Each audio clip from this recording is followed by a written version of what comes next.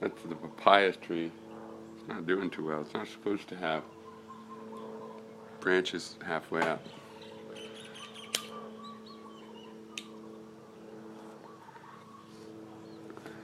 Anyway, um, so yeah, this video is in defense of blind spots now.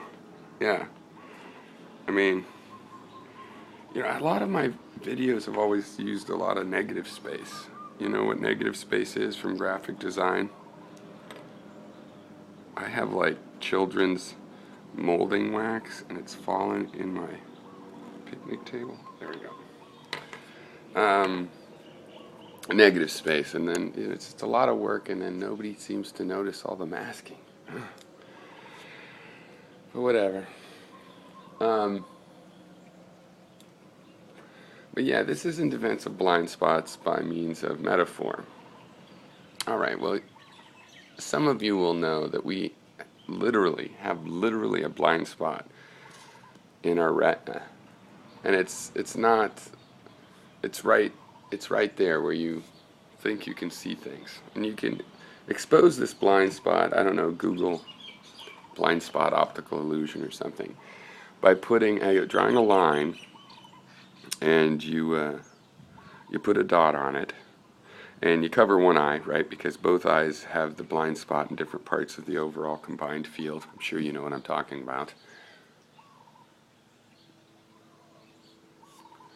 And if you put the line, you maneuver the line. You put a hash on the line too, so you can maneuver the line till you get that dot, which is on the line, in the blind spot. And the dot goes away. And you see a line segment there, continuing through where the dot is. Your brain fills that in. It does image processing and says, oh, there's a line, boom. And you see a line, no spot.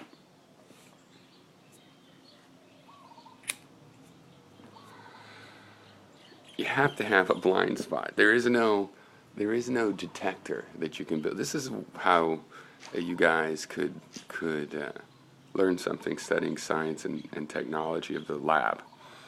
There is no way and the uncertainty principle breaks us down into, physical principle. But basically, there is no way to create a device that doesn't have a blind spot. Some sort of a blind spot. In a digital CCD, the blind spot is kind of spread out. It's in between the pixels, a little bit of blind spot all over.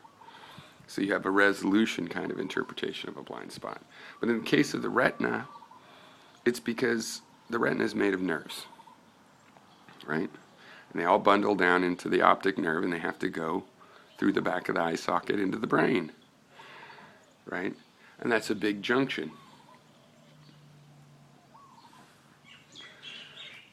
So as a matter of engineering, there's a spot in the back of the eye where the optic nerve shoots off into the brain, and it doesn't have rods and cones there, right? So you have a blind spot. Now how do you accommodate for such a blind spot? See, blind spots are inevitable. So at this point, some of you are going, oh, yes, my blind spots are just because that's where No, follow me. There's ways to get over a blind spot. Think about it. You have two eyes, and the blind spot's in a different location. So at the blind spot location, you only have half the information you normally have on your combined field because you have information from one retina. But that's enough to smooth over, that's enough to see something that's there, and your brain doesn't have to just make something up like it's a line continuing.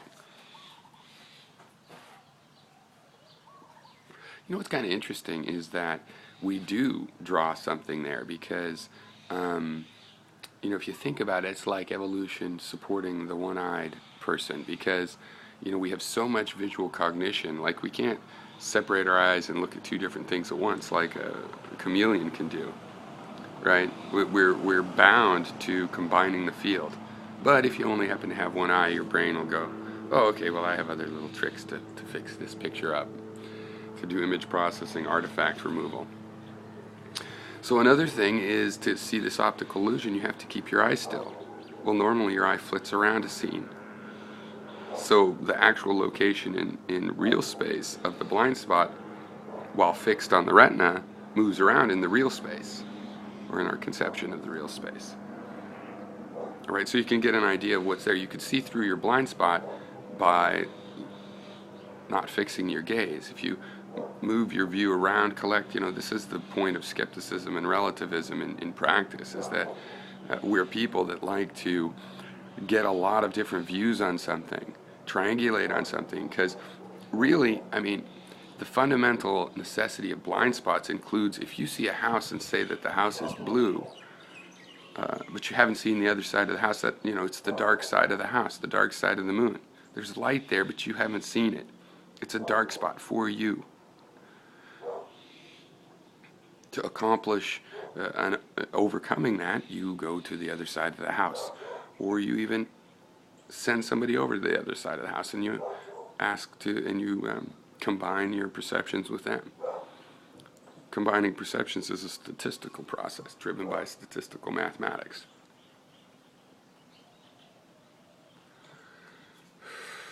So an emotional blind spot is the same sort of thing. I mean, let's say you're leading a big organization.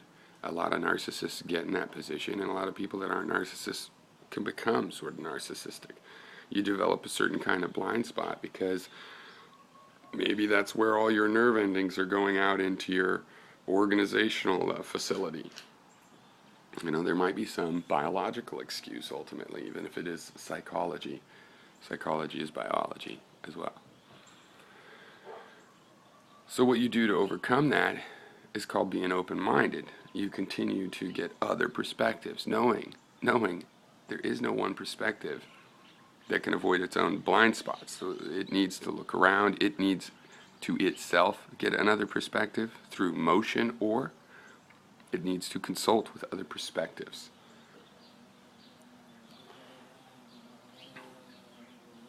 So that's why being closed-minded makes you stupid.